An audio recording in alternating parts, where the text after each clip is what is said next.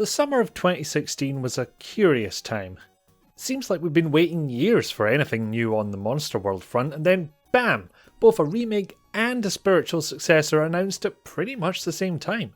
The fact that we were getting a remake of a game only 3 years younger than me was surreal enough in itself, but the timing of these two announcements was completely unexpected. And from what I remember reading at the time, unplanned. This was two different development teams acting independently. Whilst The Dragon's Trap was a straight remake of the 1989 original, Monster Boy and the Cursed Kingdom is a brand new game inspired by titles in the Monster World series. Which could also technically be Wonder Boy games depending on your region, but that's a whole mess I'm not going to dive into right now. Monster Boy may be a brand new title, but it has the side-scrolling, animal transformation, hit things with other things gameplay you might expect, and it's not shying away from its influences at all. It's unmistakably Monster World, or at the very least Monster World adjacent. Now I'm here for all of this. I was excited to see how it turned out. Thing is, the game came out not long after I did my Dragon's Trap video, yet I've only gotten around to playing it recently, and I can't tell you why this one dropped off my radar. It's not as if it didn't appeal to me or anything, it just seemed to release without me noticing. And if I had to somehow pick one of the two, I was always going to veer towards the thing I know and love, as opposed to the unknown, non-zero chance of sucking thing. Speaking of, this isn't going to be a competition between the Dragon's Trap and Monster Boy. One of these is a remake of a game from 1989 that I've seen people speedrun in half an hour, and one of these was designed and developed nearly 3 decades after that. There's comparisons I can make, sure, but pitting them against one another? Not much point. Anyway, quick story dump before we start. We begin with a situation I think we're all familiar with. That one uncle comes over, has a tad too much to drink, gets a bit mad with it, then starts flying around on a barrel wielding a magic wand which turns everyone into monsters. Typical Boxing Day. He's wreaking havoc all over the place. Trying to stop him turns you into a pig, and so starts your quest to regain your humanhood and stop your uncle's reign of terror. Don't know why that's your responsibility, mind. Are nephews always meant to stop their uncles from destroying the kingdom? I missed that memo. Anyway, you're off to collect some MacGuffins from every corner of the world in order to stop this mad lad uncle of yours. That's your opening. Oh, and turn back into a human. Now, despite some common threads, the focus of the two games I mentioned earlier is vastly different. Dragon's Trap has you unlocking animal forms that let you access new areas, done in a style I hesitate to call Metroidvania, despite having blatantly done so in the past, but certainly Metroid-esque. Thing is, whilst you weren't prevented from changing between the animal forms you'd unlocked, with the exception of the last dungeon, you usually stuck to your latest animal form until you unlocked the next one. That's just how the different parts of the game were designed. Monster Boy doesn't do that. Any form you have unlocked, you can switch to it whenever you like, no Thunder Ring required, and you'll need to do this if you want to beat the game. In some areas you can pick whichever form suits your playstyle, but sooner or later you'll run into an animal-specific obstacle. Hell, before long you'll be changing forms in mid-air, especially when you're going for the secret collectibles. It's for that reason I recommend playing the game with a controller, or at least some kind of ESDF control scheme to give you extra buttons to play with. That and arrow keys are particularly awkward if you want to pick a diagonal option in these radial menus, or they were for me at least.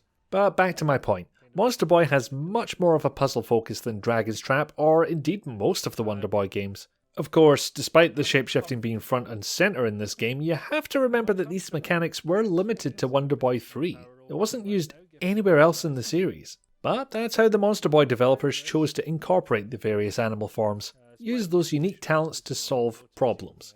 They're simple enough at first. The pig has a butt stomp which can move big bulky floor switches.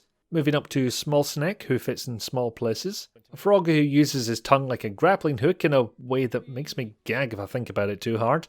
A lion who has the zoomies, and a goddamn dragon boy! Obviously these abilities unlock new areas for you, both in ways the developers intended and ways in which they didn't. If you give the player the ability to fly, chances are that's going to lead to some sequence breaking. Even if it does mean you can sneak in a side-scrolling shooter section or two, and really, why not? Honestly, I'm fine with it. Let people play the game the way they want to, and if they're smart enough to figure out a solution you didn't intend, just make sure the game doesn't crash or something. And the chances of you working out one of those alternate solutions aren't the lowest, because they go in hard on this puzzle focus.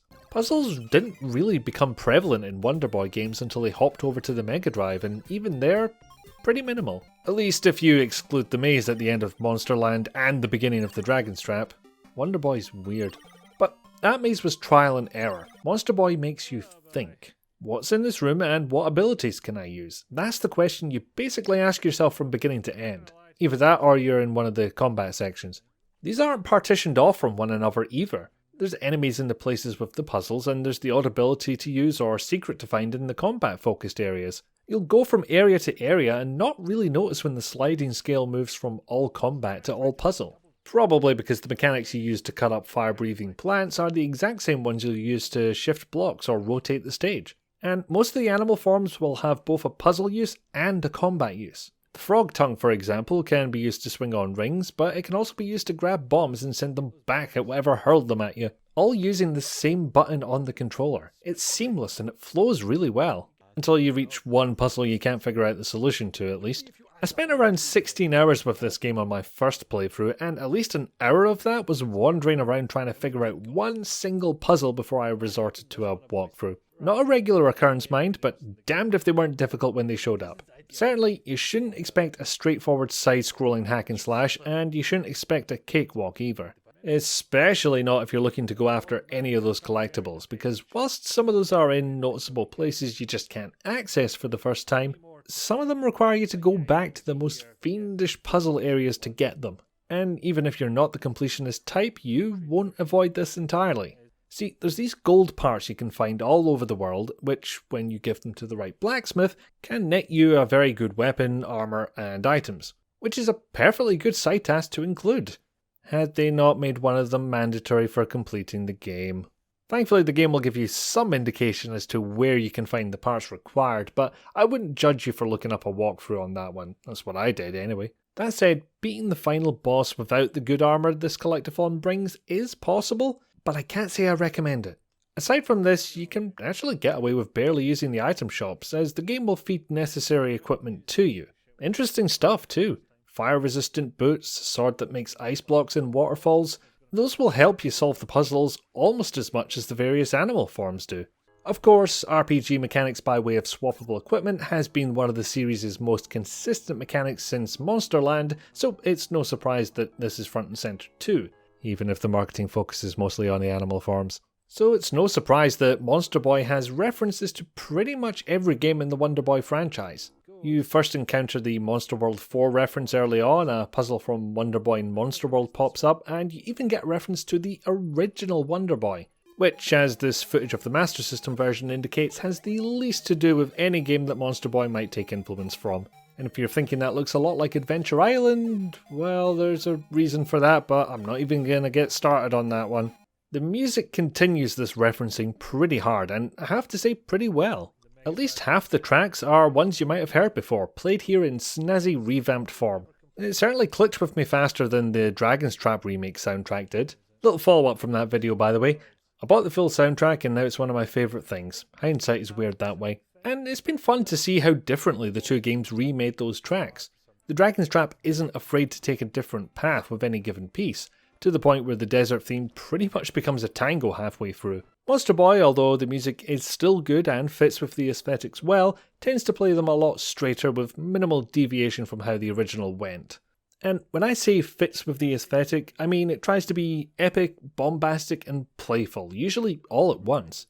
And why shouldn't it? This is one of those games where the fun seems to take precedence, and that leaves us with something that doesn't take itself too seriously. Slightly goofy at times, but in a perfectly charming way. And if you were disappointed by the lack of flashy effects added to the Dragon's Trap, then I'm pretty sure this game has you covered on that front. They didn't hold much back here.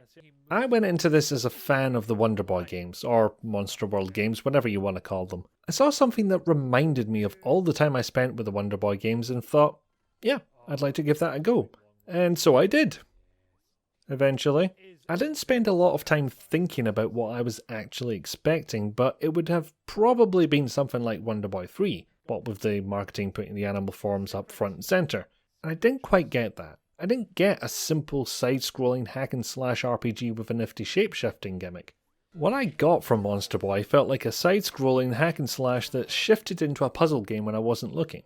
And yep, I was here for it. I felt like I was getting something on top of the gameplay I half expected. subconsciously.